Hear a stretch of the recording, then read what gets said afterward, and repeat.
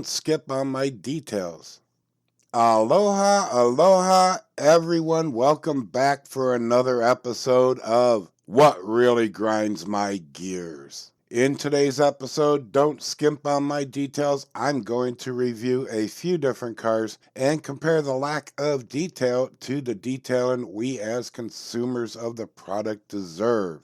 I said deserve. Let's first start by covering some history of the diecast vehicles we've come to love, race, and collect. Now, most of us know Mattel owns both Hot Wheels and Matchbox, but even though everything goes through Mattel, they couldn't be more different. And it was actually the consumers that made them keep it that way. You'll hear about that as I fill you in on some diecast history. Matchbox was introduced by Lesney Products back in 1953. The brand was given its name because of the original diecast Matchbox toys were sold in boxes similar to those that matches would come in.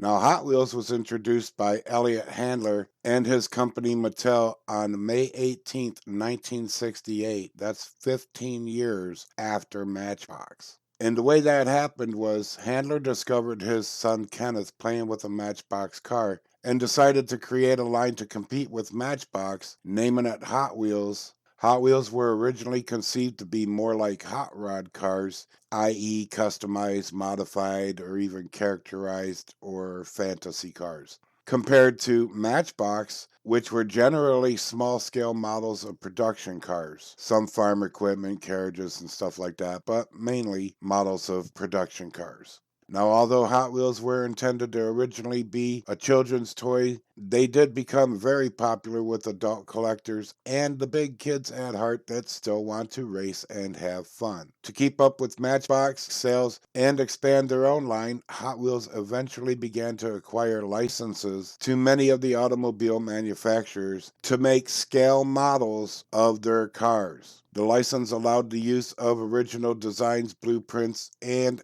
detailing. Now, there's three words of importance here: scale models and detailing. Out of those three, one that really grinds my gears is the detailing. Now, look at this Ferrari 360 Modena. Not a detail on it, front or back. It's a Ferrari, for frack's sake. What, we're not supposed to see when we drive down the road or let people behind us know that we're there?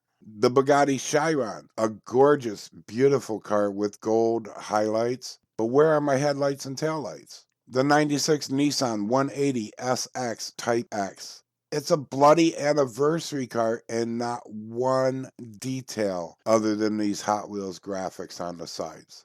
Now this McLaren P1, this is how every vehicle should be. But instead, next car off the line, we get this amazing looking Pagani Zonda R, but no front or rear detailing. And that really grinds my gears down to the last few teeth. But now, Matchbox don't get off without a call out on their products. Even for its reputation for the detailing on their vehicles, Matchbox has also released a few they failed to detail the front and or rear, like this 2019 Ford Mustang Coupe. But 99.9% of the time, you'll get Matchboxes looking like this Holden VF Commodore or this Koenigsegg Gemera. Now, if Mattel is licensed to produce and sell scale models of real-life manufactured cars, why are we getting vehicles lacking the complete details of that real-life model? It really grinds my gears. Really. Now, early in the broadcast, I said I'd tell you how Matchbox consumers made Mattel keep Matchbox and Hot Wheels separate. Hot Wheels was the primary competitor of Matchbox for nearly 3 decades until Mattel eventually bought the owner of Matchbox, Tyco Toys, in 1997. And shortly after that acquisition, Mattel retooled the MBX lines to reflect the creations by Hot Wheels and Handler, more or less. So they're pumping out hot rods and fantasy style cars and selling them under the Matchbox label.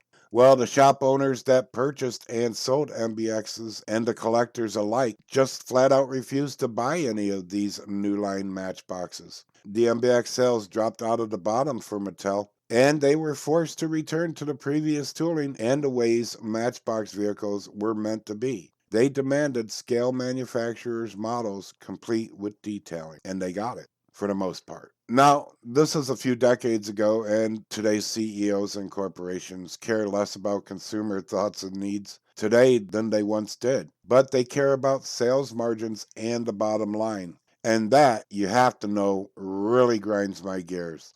But I digress. And with that, I'll close this episode and leave you with these final words. Just like consistency can win or lose races, it can also attract or lose customers.